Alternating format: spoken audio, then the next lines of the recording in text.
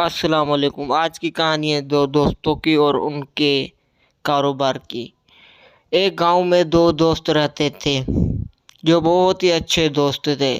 ایک دن دونوں نے صلاح کی کیوں نہ اپن زمین لے کے اس میں کھیتی باڑی کر کے جو بچت ہے وہ آدھو آدھ کریں۔ وہ زمین لے لیتے ہیں اور اس میں کہتے ہیں کہ اس میں سے جو بھی بچا وہ اپن دونوں آدھو آدھ کرتے ہیں۔ انہوں کی بات پہ ڈن ہو گیا اور ایک دوست جو سارا دن کھیتی باڑی میں کام کرتا تھا، ہر چلاتا تھا، ہر کام کر کے اپنے فصل پہ بہت محنت سے کام کرتا تھا، اور جو دوسرے والا ہر گھڑی ہر ٹائم جو بھی ٹائم اس کو ملتا تھا وہ اللہ سے دعا مانگتا تھا، یا اللہ برکت دے۔ اتنے میں وہ دونوں کا فصل اگلنے پہ آتا ہے اور وہ دونوں آپس میں لڑ جاتے ہیں۔ ایک کہتا ہے کہ میں نے زیادہ محنت کی ہے، مجھے پیسے دو زیادہ، اور دوسرا بولتا ہے میں نے بہت دعائیں مانگی ہے، مجھے زیادہ دو۔ اتنے تھوڑی سی بات میں وہ دونوں بہت ہی جھگڑا بڑا ہو گیا۔ وہ ایک گاؤں کا جو سب سے بڑا تھا انہوں کا سیٹھ، انہوں کے گھر کے باہر وہ جھگڑنا شروع کر دیتے ہیں۔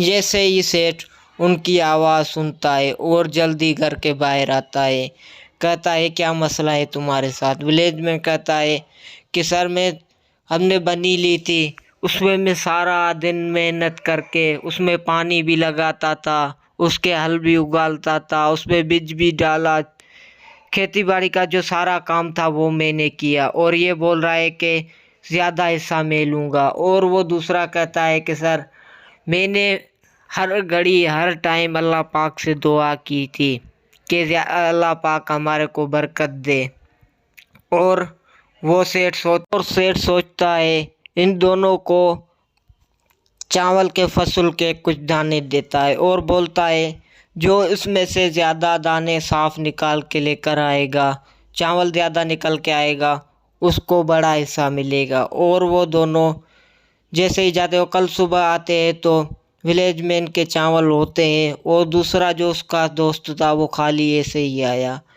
اس نے بولا آپ کے تو یہ خالی ہے۔ اس نے کہا جی میں نے پوری رات دعائیں کی تھی لیکن پتہ نہیں کیوں نہیں میرے چاول صحیح ہوئے۔ اور ولیج میں بولتا ہے میں نے ساری رات محنت کر کے چاول کا دانہ دانہ الگ کر کے اکٹھا کیا۔ اس کہانی سے یہ سبق ملتا ہے کہ اللہ پاک سے بہت دعائیں بھی مانگو اور اس کے ساتھ کچھ محنت بھی کرو جس کا پھل آپ کو ملے گا۔